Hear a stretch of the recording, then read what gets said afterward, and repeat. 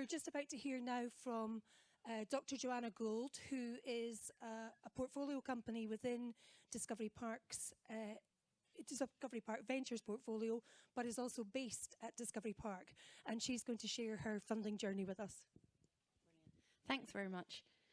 Right, just click. Perfect, thank you. Just wanted to say that we were actually one of the first winners of Giant Health, so it's great to be back actually. So how our journey started? Well, myself and my co-founder Philip, we had an idea that, who is an ophthalmologist, that there was a gap in the market for cataract surgery. Basically, we knew that patients didn't like putting in drops. They were required to do drops for up to 3 times a day post-surgery. And most common surgery, it's the most common surgery performed worldwide. And the vast majority of these patients were elderly, so they had other comorbidities such as arthritis and dementia. So that led us to thinking, well, how could we make this easier? So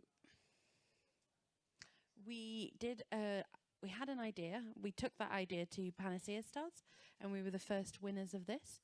And with that money and with the founders' money, we decided to file a patent on the following. So just to give a bit more of a background what I was doing during this Panacea time, I was doing a PhD at the time. I was a full-time PhD student when Philip and I had the idea. And we actually joined a competition called Biomed Yes. We didn't actually use the same idea that we currently have now, but we knew that we'd actually probably like to have a go at having a startup. So then that's what led us to go into Panacea Stars. We won that idea in some free lab space at Stevenage Bioscience Catalyst back in the day. And that allowed us to do some early stage experiments to check that what we'd filed our patent on was actually going to work. And then during my PhD, we won quite a few competitions. So Giant was one of them. We became runners-up at Imagine If for the Innovation Forum. And then January 2018 came, and I came to the end of my PhD, and it was like, do we keep doing this as a hobby, or do we actually make this as a proper thing? And we were really grateful to get on the SOSV accelerator that was then based in London with Imperial College. And that gave us our first set of funding to really, well, it was 100K, so it was 50K in cash, and then 50K in lab space. So that allowed us to actually go start doing these experiments and not just doing it part-time during the process. So that then led on, we did a few months at Imperial. We then joined another accelerator, which some of you may be aware of, which is the Babraham Accelerator. And we raised an angel round of £390,000. And this is where then Darren, who's also in the audience, our co-founder, also came on full-time. And we really started getting a move on with the business.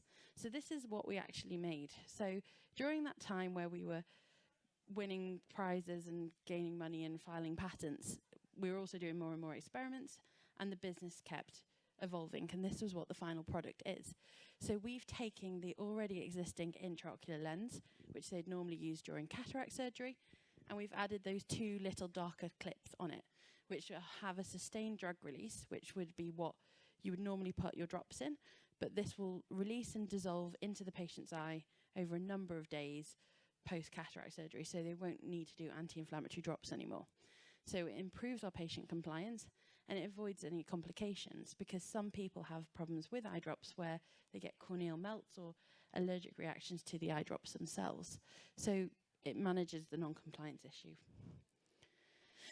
One of the key things, though, there was a lot of people trying to do drug delivery in the eye, and various other issues with around cataract surgery, but we really needed to understand our market opportunity. And the reason we wanted to attach it onto the lens is we know that the lens market was valued at 4.3 billion, but the drops after cataract surgery was almost as big. So that was valued at 3.6 billion. And we know that our US market is really important to look at when we look at our regulatory, because they do 3.7 million of those operations every year in the US. And what we found is that by doing it in this way, we could have easily just done a drug-releasing chip that we put into the eye. But by attaching it to the lens, we gave the lens manufacturers, such as Alcon or Zeiss, an added advantage to have our technology, and they will eventually be our distributors. So this is how we knew that the US was important, because when we looked at the post-cataract care pathway, and if we'd have just looked at the UK alone, that would have been too short-sighted. Drops alone were $228 a course, and that was just crazy to us. So if we can eliminate that, we could really improve patients' lives. We also did key market research. We did 35 global MDs to look at if there was actually a market for this. And they said their dream was to go dropless. And we also looked at 100 patients. And they also said that one of the worst parts of it was losing their sheet or having to ask their children to come around to put the drops in. And that's why we knew that we really did have a product to go ahead and carry on raising money and get it developing this.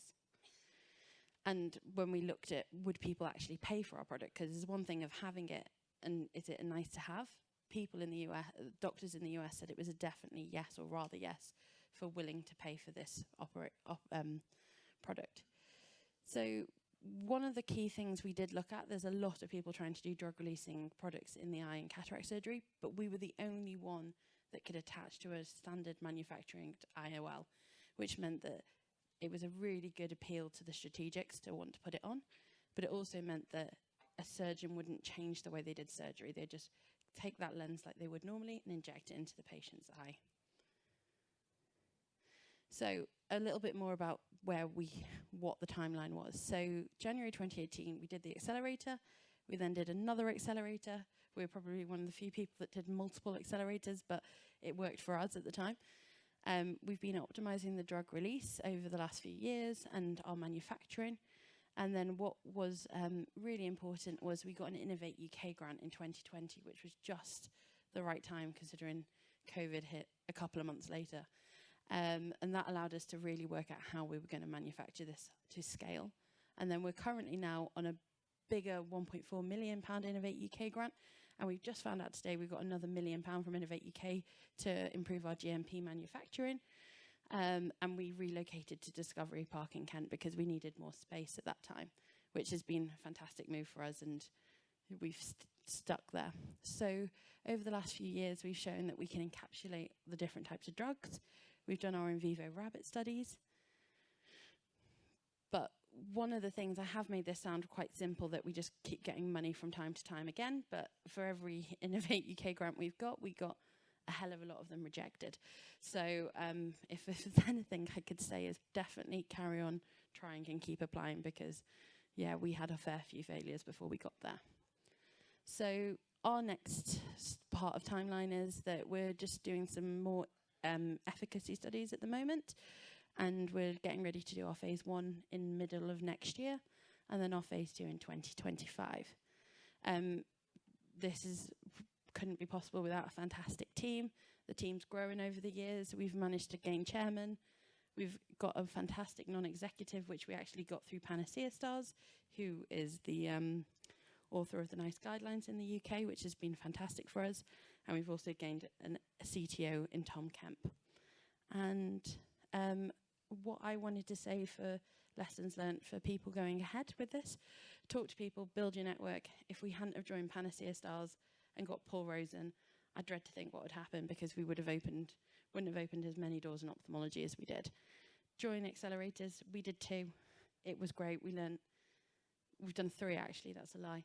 I've just realised we did the Discovery Park one too. Yeah, every single one has taught us something different. So do these business plan competitions, even if it's just for the feedback on your applications. It's really, really useful. And don't fear failure. We got a ridiculous amount of no's from angels and VCs during the way we've gone, but we've just kept ploughing on and just keep a spreadsheet with everything in and work out how many say no and why, and build in from that. So I've realised I've gone through that incredibly quickly, but happy to take a few questions. Is that all right, Jane?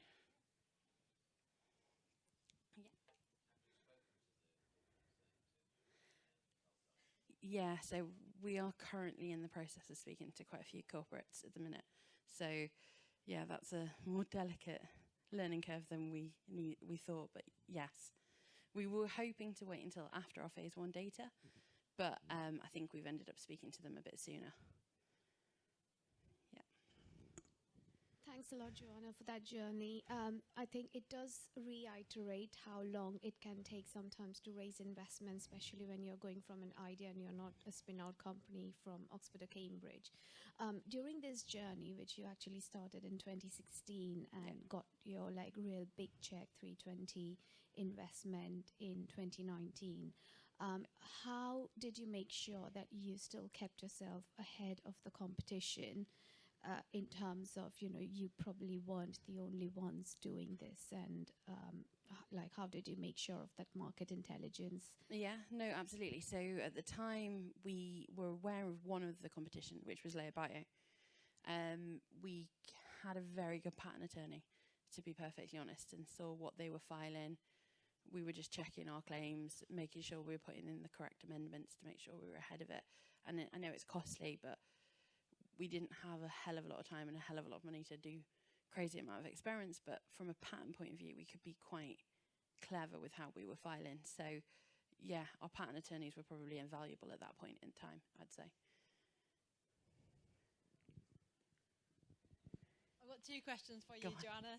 Number 1, what made you brave enough to start on this journey when you're finishing your PhD? Okay. And linked to that, I think there's a few other PhD students in the audience, and what made you go down this startup route instead of spin out?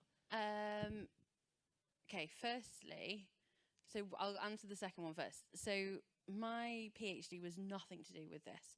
So my PhD was in fetal brain development. Philip just happened to be sitting next to me, who was ophthalmology, because ophthalmology and neuroscience were on the same floor, and that's where the idea came. Basically, we did biomed gas, came away and thought, oh, let's apply for panacea cells and see what happens. And it was a bit of a, oh, let's see. It wasn't like a, oh, we desperately want to do this, which is terrible to say. But I think once we got into it, we're like, we absolutely have to do it now. And I think the problem was I had a postdoc offer, and my mum said, well, you may as well have a go at that, because you'll think, what if? You can always go back to being a postdoc. So I think in our head, we gave it a year, didn't we, Darren? And got some more money. And then, yeah, it just carried on, basically. And I'm glad we did. But I think if we hadn't have tried, we wouldn't have known, if that makes sense. We did, so we couldn't be a spin out because we weren't a spin out per se. So we had a bit of issues with IP coming out, but we had a distinct enough line, which meant we could have all our own IP, thankfully. Yeah.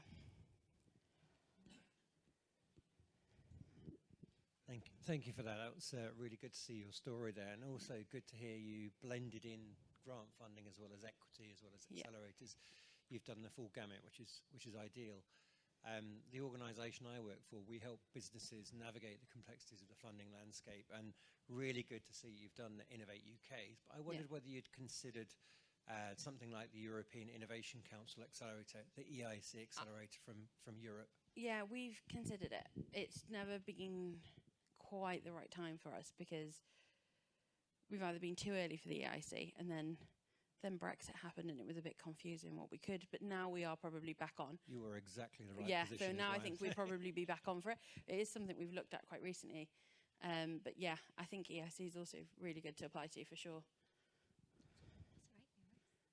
Yeah. Jo, you mentioned your other 2 co-founders. Yeah. And you also talked about the fact that you were a PhD student when you went into this with no kind of commercial background. Yeah. How did you decide who was going to take what role in the company? And my second question to that is a brave choice to have female CEO, because we all know the stats around 2% of VC money going to women. Yeah. So what tips do you have for other founding teams, and specifically for female founders who might be in the audience? So actually it was Philip who was the CEO when we very first started. And I think we did have that question about male CEOs, didn't we, Darren? But it was also, he was the idea brains. But then where it really changed is when we joined SOSV and the Rebel Bio Accelerator, they said they wouldn't invest unless I was the CEO, because I probably had more time and more commitment to it at that point. So that's how I became CEO, which is a terrible, no, we didn't really have a fight or anything over it. It was just SOSV said, you won't get the money unless Joe's the CEO. So that's how it came about, really. But the statistics on female founders and CEOs, I think, are quite frightening, actually, especially the talk earlier with the femtech one, that more males had raised money. It's just shocking, quite frankly. But I do think things are changing, like not quick enough, but Discovery Park Ventures is probably one of the best for it. How many female CEOs do you have in the portfolio now? Out of what, 8? So that's fantastic. Yeah. Just to add on that point about how many female CEOs and females, if that's a phrase, in the management team we have at Discovery Park Ventures, I have to say it wasn't until somebody pointed it out to me that I realised how many women we did have in the leadership teams. Because I'm not my hackles are slightly raised by this. Oh, we must look for women founders, or we must do this. So I'm not keen on targets, but I can honestly say that the people that we have invested in at Discovery Park Ventures are the people that we think are going to make fantastic returns for us. And the gender, bit of a political minefield, the gender or otherwise didn't occur to me at all. Martino, I think, maybe was more on that than I was, but it didn't occur to me at all until somebody pointed it out. Yeah. Oh, sorry. Hi, Jana. Interesting to hear you're a CEO by accident. If you do the journey again, what would you do differently? What would we do differently? I think we probably would have raised bigger at the start. I think at the time, and I think that was completely true, I was a little bit too conservative about, oh, we only need X amount to get to here. I think if we would have done, we could have probably raised bigger, quicker. But then there was also pros and cons. Like, we've got a very good cap table. The founders are still very much in control. We've managed to raise a lot of grant funding, so in terms of our valuations, they've been brilliant. But yeah, maybe would have probably raised a bit more to start, to be perfectly honest. And I think I would have brought in, we've got some really good CMC people working with us now. I think I would have brought them in sooner. But again, we probably didn't know that until we had tried and tested some others and realised where we were at. So yeah, bring in really good CMC people, because your product's worthless unless you can actually scale it up. So yeah, I would definitely do that. But don't think I've got any more. I think that's it. Right, I think we're done. Sorry.